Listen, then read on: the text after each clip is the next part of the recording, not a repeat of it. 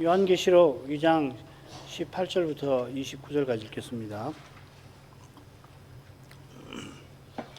두아디라 교회의 사자에게 편지하기를, 그 눈이 불꽃 같고 그 발이 빛난 주석과 같은 하나님의 아들이 가라사대, 내가 내 사업과 사랑과 믿음과 섬김과 인내를 아노니 내 나중 행위가 처음 것보다 많도다.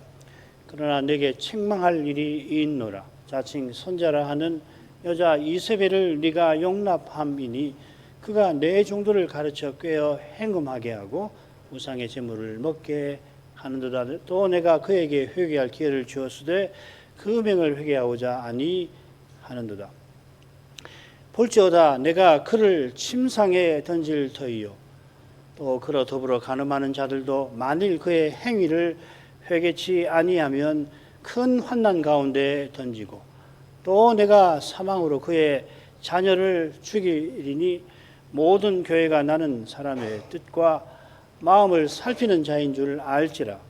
내가 너희 각 사람의 행위대로 갚아주리라. 두아디라에 남아있어 이 교훈을 받지 아니하고 소위 사단의 깊은 것을 알지 못하는 너희에게 말하노니, 다른 짐으로 너희에게 지울 것이 없노라. 다만 너희에게 있는 것을 내가 올 때까지 굳게 잡으라. 이기는 자와 끝까지 내 일을 지키는 그에게 만국을 다스리는 권세를 주리니 그가 철장을 가지고 저희를 다스려 질그릇 깨트린 것과 같이 하리라.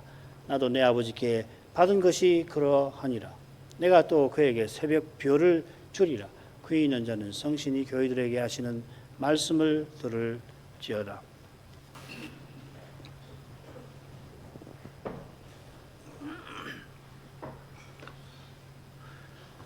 두아디라 서신은 7서신 한가운데 나오는 넷째 서신이죠. 앞뒤로 각각 3서신이 있습니다.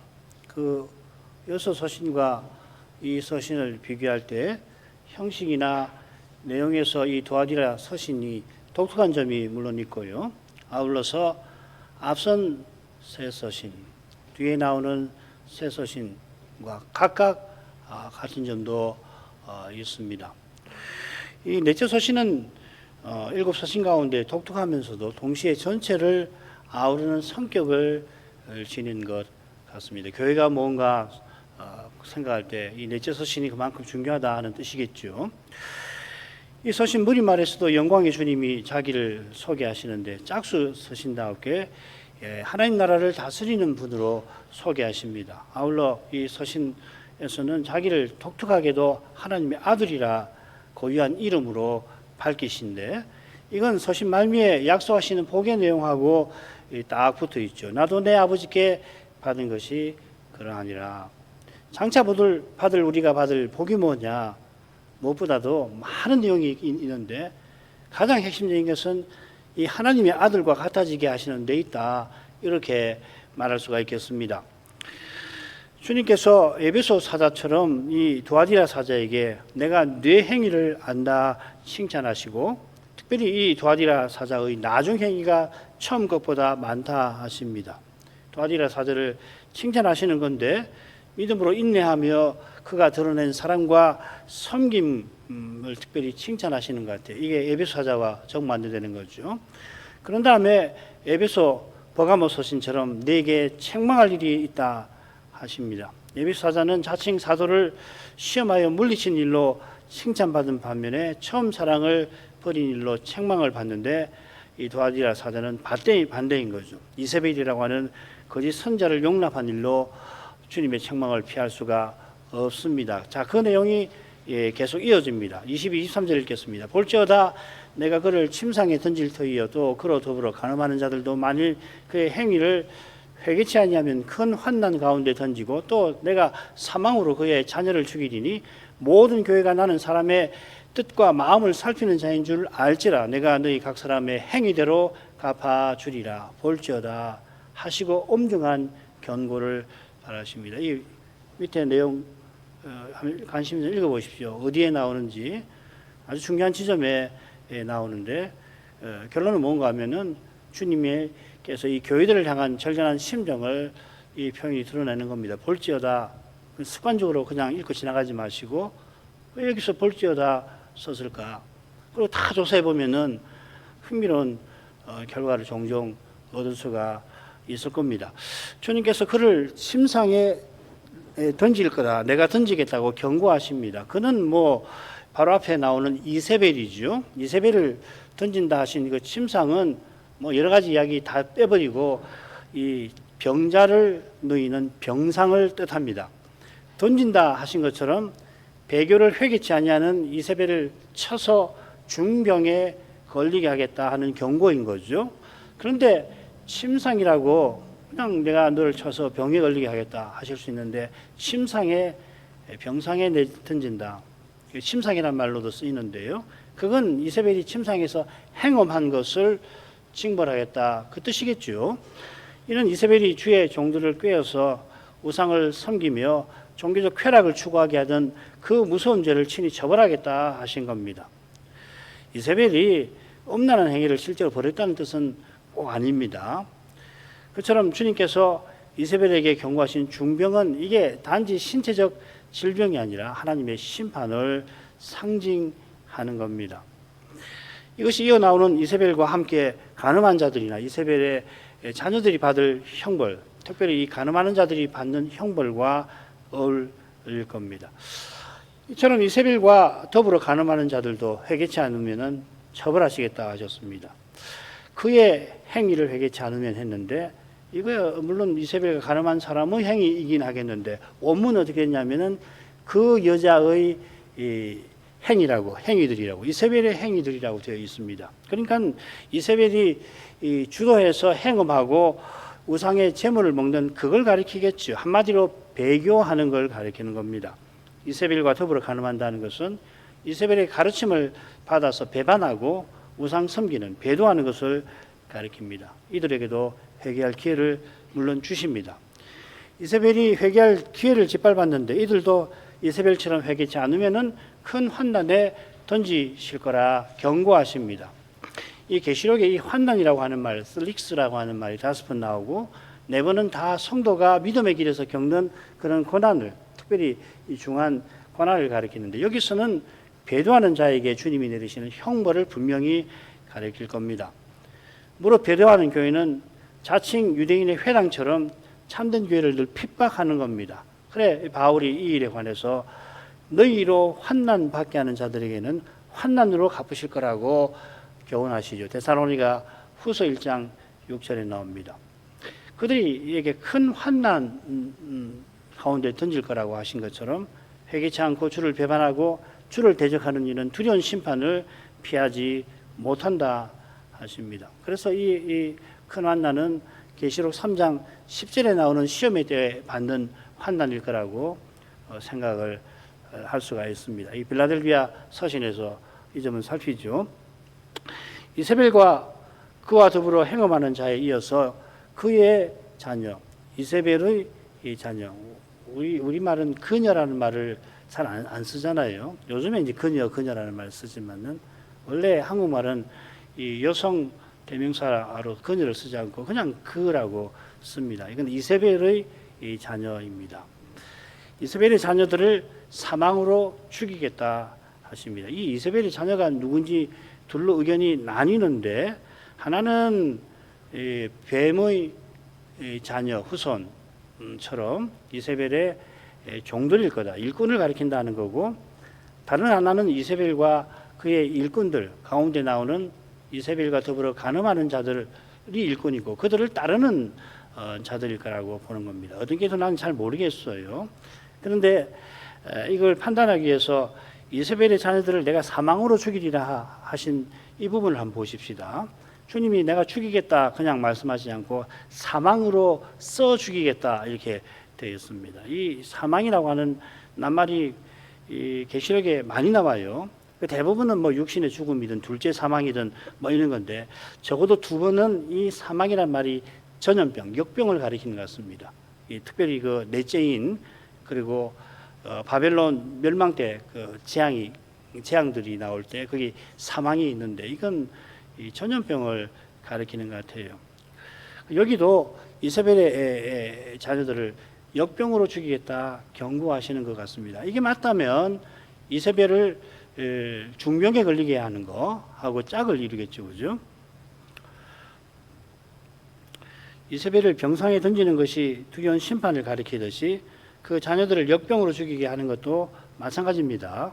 그들을 따르는 이들이 큰 환난에 떨어지는데 주동자들이 받을 심판은 더 크면 컸지 결코 더 작지는 않겠죠, 그죠? 그러니까 이걸 신체적 질병, 뭐 전염병에 걸리는 것 정도로 보는 게 아니라 일종의 상징으로 보는 것이 좋다 이 말입니다. 그러면 자녀들은 충성들은 이세벨의 일꾼이라고 보는 것이 좋아 보입니다.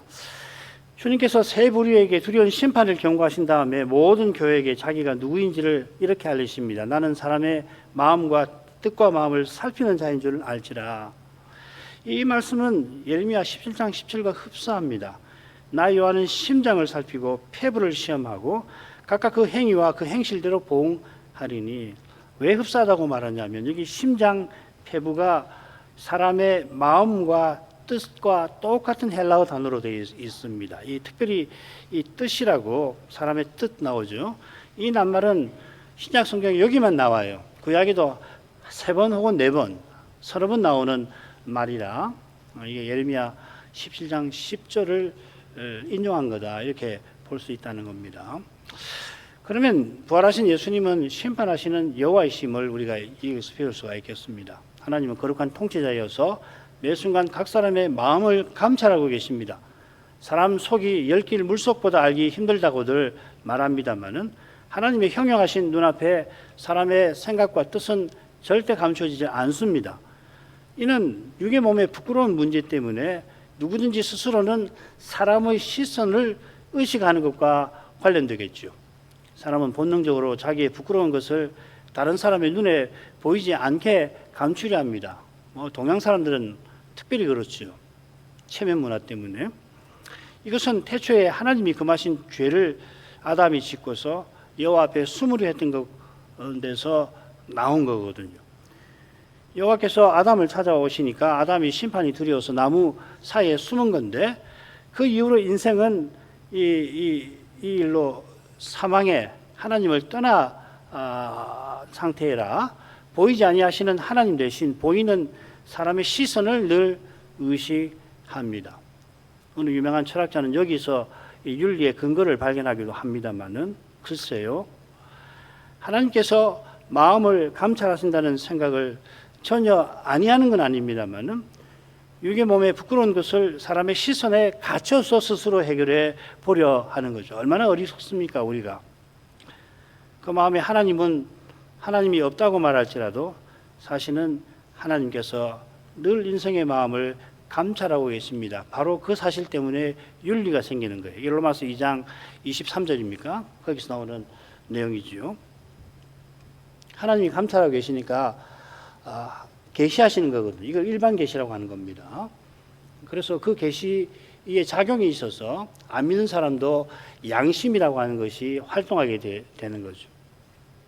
거기서 윤리가 생기는 거 아닙니까?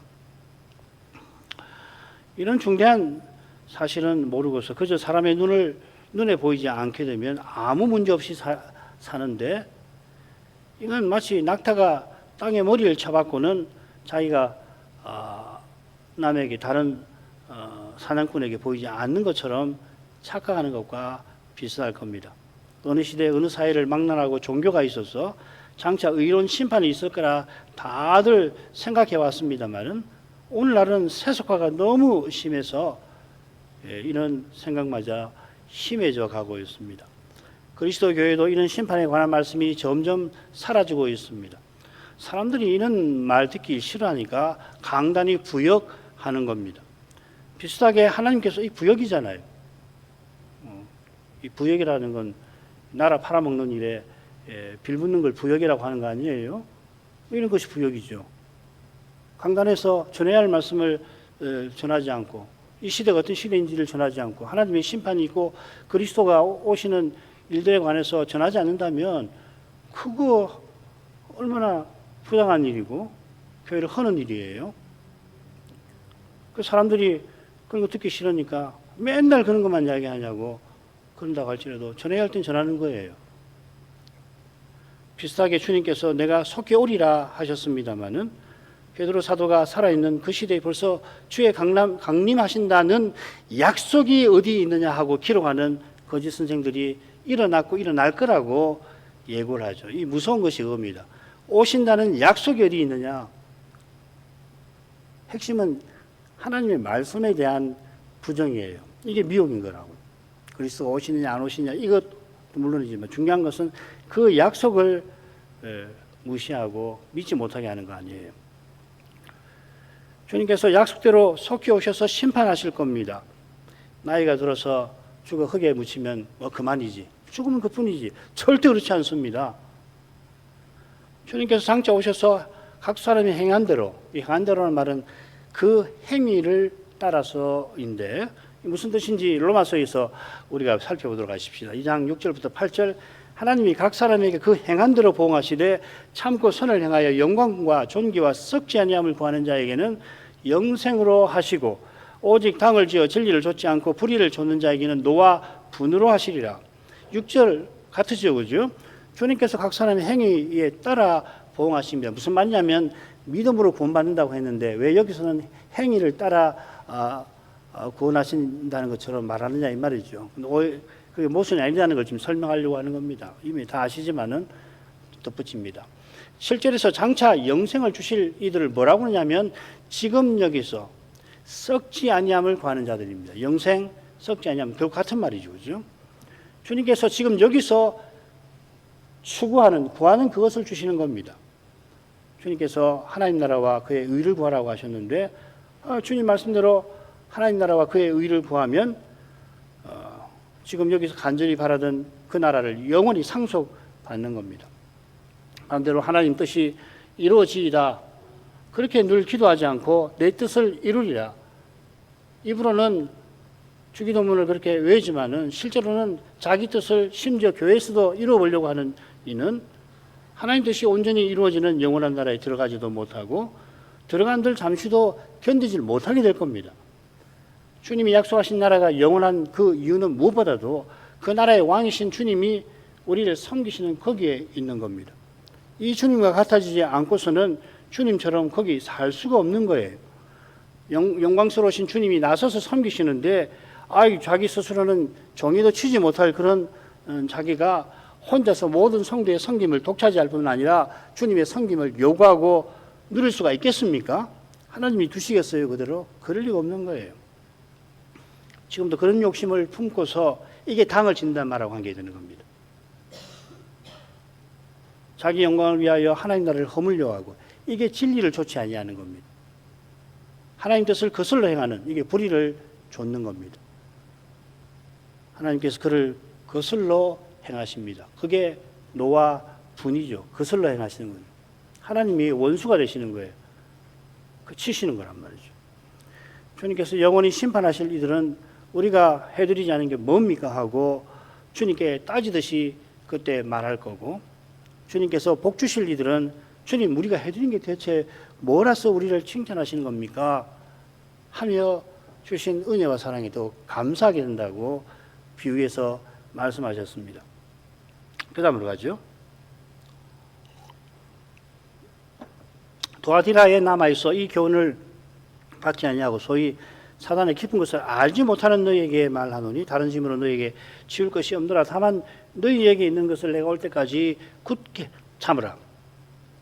두아디라에 남아있는 자들에게 고면하십니다.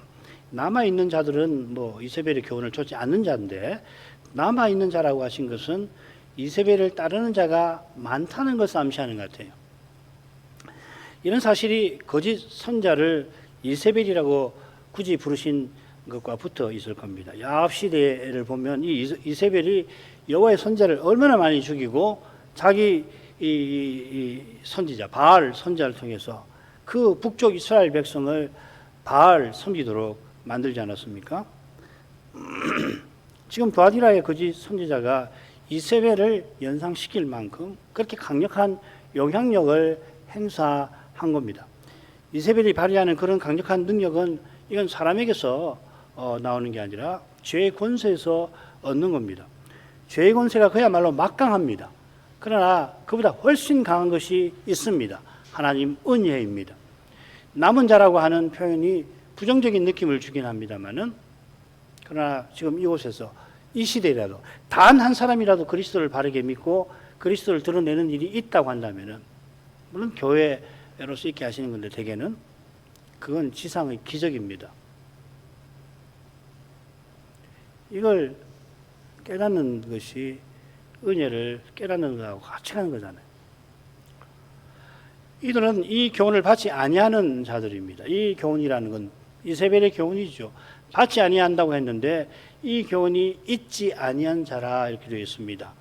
왜 이렇게 표현하셨느냐? 바로 이 25절에 너희에게 있는 것이라고 하는 것과 대조를 이루려고 이렇게 쓰시는 것 같아요. 이 교훈을 받지 아니한, 받는다는 말이 있거든요. 그 말을 쓰지 않고 이 교훈이 있지 아니한 자들이라고 표현하고 25절에서는 너희에게 있는 그것을 굳게 잡으라. 이 붙여서 생각하게 하시는 거란 말이에요. 대조를 이루게 하는 거죠. 그죠? 그러니까 너희에게 있는 것이 뭐냐라고 하는 것을 해석할 때에 이 동사 갖는다라고 하는 영어로 하면 have 동사를 같이 쓴 의중이 있으신 거란 말이죠. 아시겠죠? 그죠? 안 그러면 내게 있는 게 뭐냐? 그러니까 뭐 이 생각 저 생각 많이 할 수 있는데 이 앞뒤에 내용을 딱 붙여 생각하면 내게 있는 것은 결국은 이 사도적 전성이구나. 처음 그리스도를 믿을 때 고백했던 그 믿음의 내용이구나. 혹은 그 말씀 혹은 그 고백이겠구나 하는 것을 우리가 확인할 수가 있는 거겠죠.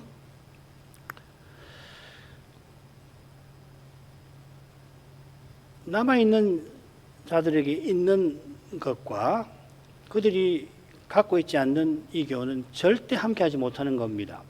남아있는 이들은 소위 사단의 깊은 것을 알지 못합니다.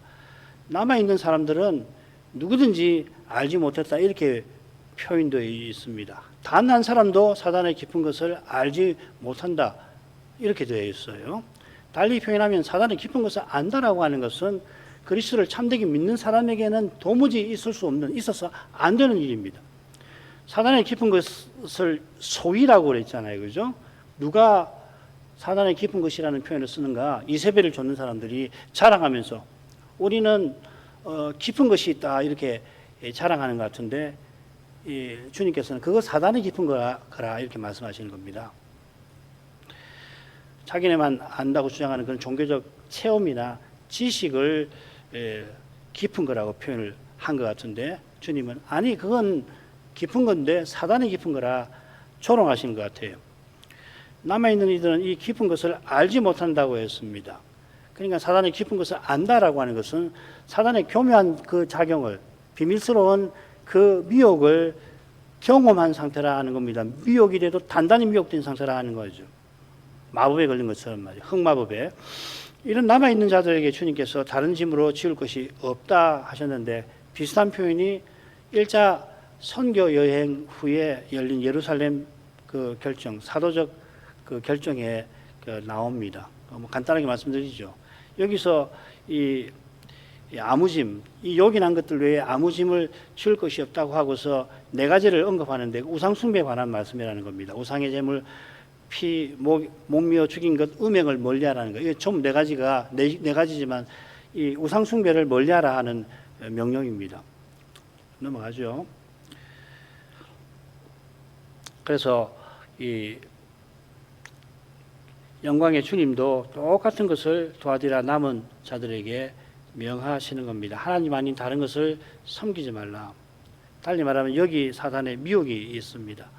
그래서 사탄은 장차 자기 화신인 적그리스도를 세워서 그를 하나님으로 섬기게 할 거고 데살로니가후서 2장 4절이 그것을 가리키고 있습니다. 넘어가죠. 그리스도 안에서 오직 하나님을 전부로 모시는 교회와 신자만이 이 미혹의 정체를 장차 이런 일이 있을 때 이게 바로 그거구나 알고서 적그리스도를 하나님으로 섬기는 미혹이 떨어지지 않겠습니다. 사단의 미혹이 얼마나 깊은가 하면은 사람의 이성과 경험으로는 제대로 식별 못합니다. 지금 우리나라에 악명 높은 이단들이 몇 있는데 그 집단에 보면 많이 배웠다는 교수님들도 있고요. 사회 지도층들도 얼마든지 있잖아요. 장차 적그리스도의 미혹은 이런 노골적인 반사회적 이단의 교인보다 훨씬 교묘하고 강력합니다. 오직 그리스도를 전부로 모시는 이 참된 믿음 아니고서는 그 정체를 식별하고 그 미혹을 이기지 못하는 거예요. 지금부터 그렇게 해야 된다고요. 그게 바로 다만 너에게 있는 것을 굳게 잡으라 하신 권면과 붙어 있는 겁니다. 아까 말씀을 드렸으니까 이거 그냥 요약하죠. 너희가 가지고 있는 것이 뭔가. 3장 11절에도 네가 가진 것을 굳게 잡으라는 말씀이 있는데 이것은 결국은 예수 그리스도를 믿는다고 고백할 때 고백한 그 믿음의 내용이나 고백한 그 고백을 가리키는 거로 보는 것이 좋겠습니다. 그 다음 달라고 하죠. 내가 올 때까지 그리하라 하셨는데 주님이 다시 오시는 날까지 교회답게 서나가는 길을 이뤄서 보이시는 거죠. 한 교회의 구체적인 문제를 다루시는 동시에 그 교회만 아니라 오고 오는 교회, 오늘날 우리에게도 주님이 다시 오시는 날까지 교회로서 서나가는 길이 뭐냐 하는 걸 여기 밝히신 거 아니에요? 과연 참된 믿음은 재림하시는 주님과 같아지는 목표를 바라봅니다. 그리스도를 참으로 믿는 사람은 필연적으로 이렇게 되는 거예요. 이런 점에서 바울은 우리가 소망으로 구원 얻었다라고도 표현합니다. 히브리서는 믿음이 바라는 것의 실상이라고도 합니다. 참된 믿음은 그리스도를 믿고 바라보는 것이라 그리스도와 같아지는 저 영원한 순간을 늘 바라는 겁니다. 믿음하고 소망은 이렇게 긴밀히 연결되어 있는 겁니다. 주님을 믿는 것은 늘 의지하는 거고 그래 주님이 믿는 우리를 통해 자기를 드러내시는 겁니다. 자, 이것은 무엇보다 역사의 길에서 주님의 몸답게 서나가는 거죠. 주님이 자기를 드러내시는다는 걸 뭘로 알 수 있나? 내가 어제보다 좀 더 도덕적으로 살았다. 그겁니까? 물론 그런 요소가 없는 건 아니지만 중요한 것은 뭐냐면 이 오늘 하루 주님이 주님의 교회를 어떻게 인도하시는가에 대한 인도에 대해서 자각하는 거예요.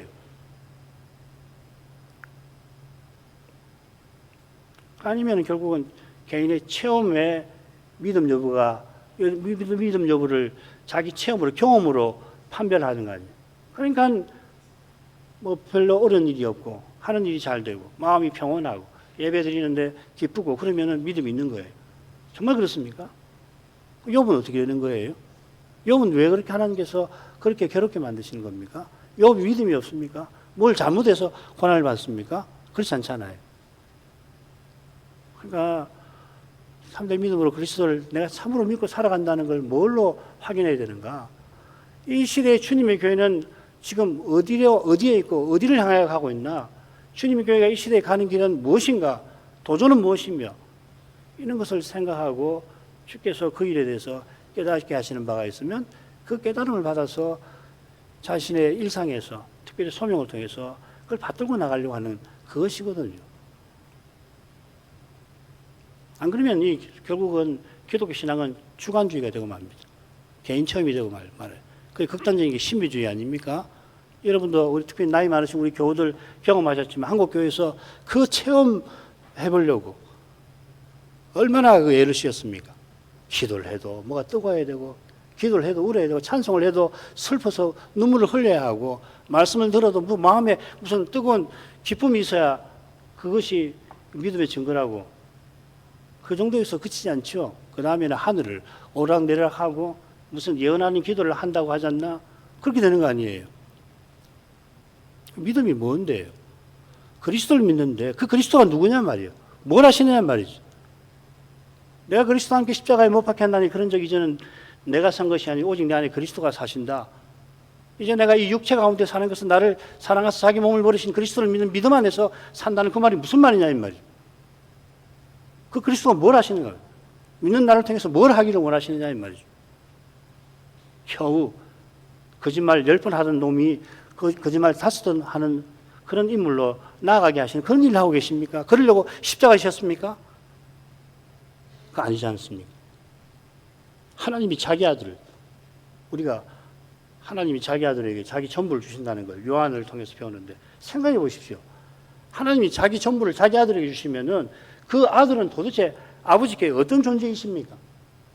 그 아들은 아버지보다 적어도 대등한 존재 아니면 더 나은 존재 아니에요? 적어도 아버지는 아들을 그렇게 소중하게 대하시잖아요. 그 아들을 아끼지 않고 우리를 위해서 내어주셨다고 하셨지 않습니까? 그게 십자가 아니에요. 단연. 왜 그렇게 십자가에 자기 아들을 그렇게 내어주셔야만 우리가 구원을 받느냐고. 우리를 구원하신 목적은 도대체 무엇이냐 이 말이죠.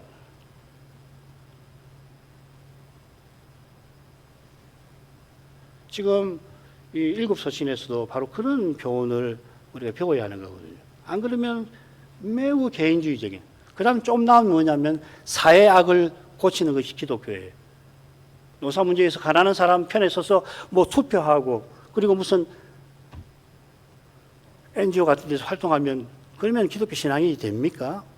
물론 그거 하지 말라는 말씀 아닙니다. 소명에 따라 NGO 활동도 할 수 있고 정치계에 나와서 이 국무위원회로서 활동할 수도 있고 혹은 지방자치단체에서 선출직으로 나갈 수 있고 그거 아니면은 일반적인 이 일상에서 정치 활동의 이 양심껏 이 사회를 위해서 더 나은 길을 위해서 투표할 수도 있고 참여할 수도 있겠죠. 그 교회는 그렇게 하는 게 아니란 말이죠.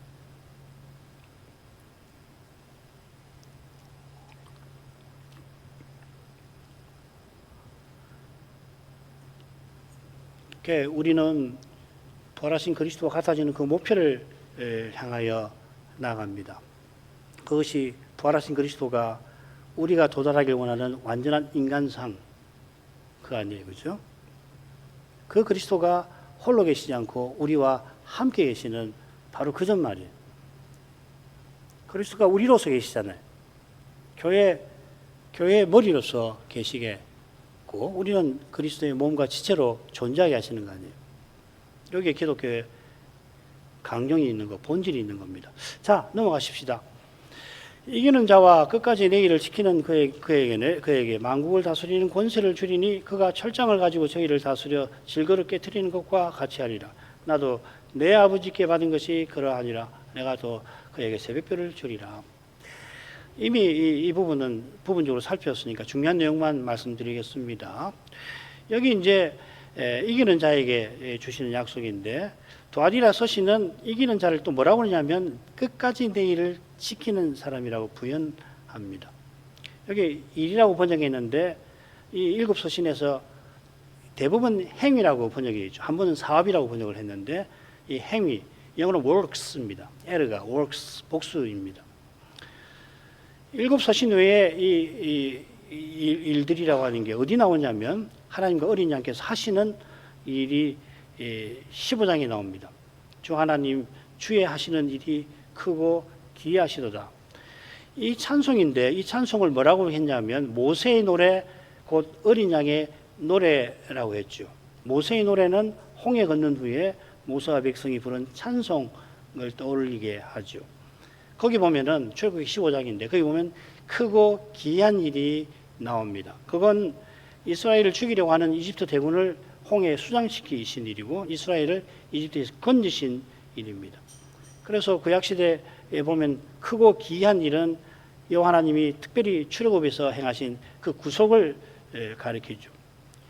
계시록에서는 모세의 노래 곧 어린 양의 노래라고 했는데 어린 양 그리스도를 통해서 하나님이 저 옛날 출애굽이 가리키던 위대한 구원을 이루신 것을 가리킵니다. 하나님께서 이런 구원을 이루신 것이 뭐냐? 이 계시록에 어린 양이 나오는 그 부분, 어린 양이 많이 나오지 않습니다. 거기서 한번 찾아보죠.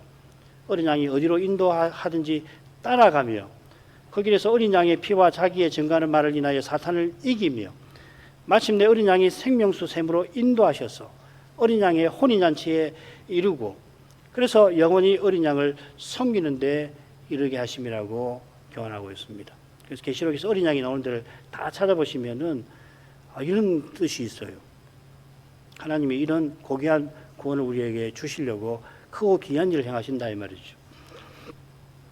지킨다는 표현이 계시록에 13번 나오는데 8번은 말씀을 지키는 행위입니다. 그러니까 내 일을 지키는 사람은 결국 주님의 말씀을 지키는 사람하고 같은 겁니다. 주님이 말씀으로 인도하시고 그 말씀이 성신의 검으로서 악한 세력을 이기게 하십니다. 내 일을 지키는 자는 결국 신령한 전쟁에서 이기는 자죠. 그래서 이기는 자 곧 내 일을 지키는 자라 이렇게 표현합니다. 이기는 자는 만국을 다스릴 권세를 장차 주실 겁니다. 그런데 뭐라고 이 권세를 설명하냐면 철장을 가지고 저희를 다스려 질그릇 깨트리는 그런 권세라고 했습니다. 이 표현이 마지막 전쟁에 주님께 다시 한번 쓰입니다. 19장 15절 그의 입에서 이한 검이 나오니 그것으로 만국을 치겠고 친히 저희를 철장으로 다스리며 또 친히 하나님 전능하신 이의 맹렬한 진노의 포도주 틀을 밟겠고 그 주님께서 입의 말씀, 입의 검, 말씀으로 만국을 심판하신다 하는 거죠, 그죠? 그러니까 이 만국은 하나님의 진노를 당할 사람들인 겁니다. 이들은 마귀가 미혹해서 모은 자들인데 성도의 진과 사랑하시는 성을 에워싸고 멸하려 할 겁니다. 그때 성도는 사람의 눈에는 오히려 지는 자처럼 보이겠죠. 어마어마한 세력이 한 줌도 안 되는 이 성도의 성을 에워싸고 멸하려고 덤벼드니까요. 그런데 하나님, 주님이 하늘 군대를 이끌고 오시듯이 하늘에서 불이 내려서 에워싼 원수들을 멸할 것입니다. 여기에 만국을 다스리는 권세 주신다는 뜻이 있는 거예요. 굉장한 내용이라고 생각합니다. 만국을 다스리는 권세 하니까 이기는 거죠, 그죠? 승리자의 모습인데 실제로 어떤 식으로 승리가 이루어지냐면은 철저하게 핍박당해서 하나님이 극적으로 구출해 주시는 그런 모습으로 그려져 있다는 거예요. 이걸 이해 못하면 결국은 믿음으로 행한다고 하면서 사람의 힘으로 사람의 뜻을 이루려고 하는 그 태도로 행할 가능성이 너무도 큰 겁니다. 이 점을 늘 기억하셔야 해요. 자기를 날마다 부인하라고 하실 때 바로 이것과 관계되는 겁니다.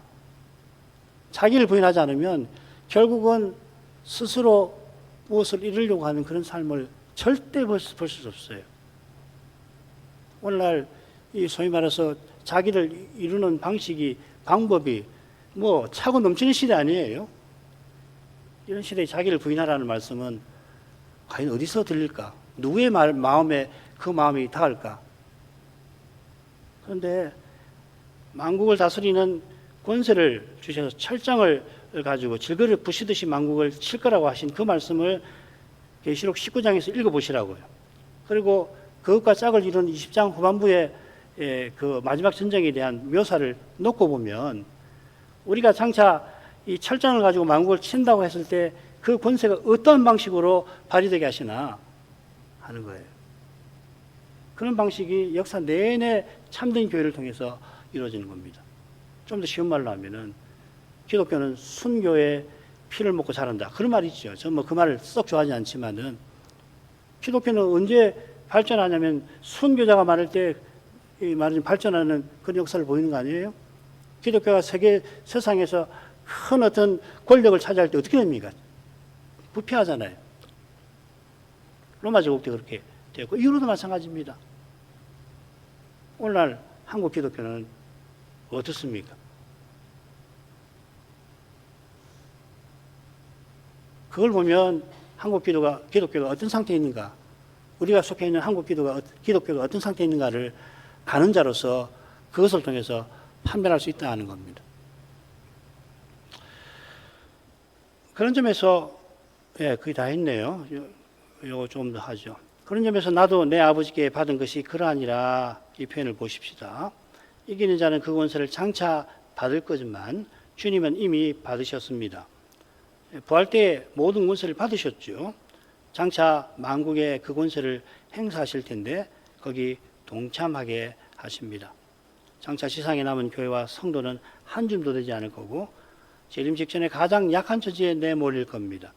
바로 그때 주님께서 받은 권세를 강력하게 행사하시는데 거기에 이 약하고 약한 우리를 써주신다는 겁니다.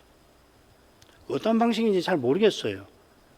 그때 직접 경험하는 이 말이 이 신비를 비상하게 맛볼 거고 지상에서 유업과 같이 사도와 같이 고난받는 사람은 상당히 깨닫겠죠. 이게 새벽별 주신다는 약속과도 관계가 되어 있습니다. 새벽별은 주님이 친히 밝히신 자기의 이름입니다. 계시록 22장에 새벽별이 한 번 더 나옵니다. 나는 광명한 새벽별이라. 근데 다윗의 뿌리요 자손이니 광명한 새벽별이라고 했으니까 이 새벽별은 다윗의 자손 메시아 직분과 붙어 있죠. 새벽별 주신다는 건 만국 다스리는 권세와 붙어 있는 표현입니다. 과연 이 새벽별은 발람의 예언에 나오는 그 별일 겁니다.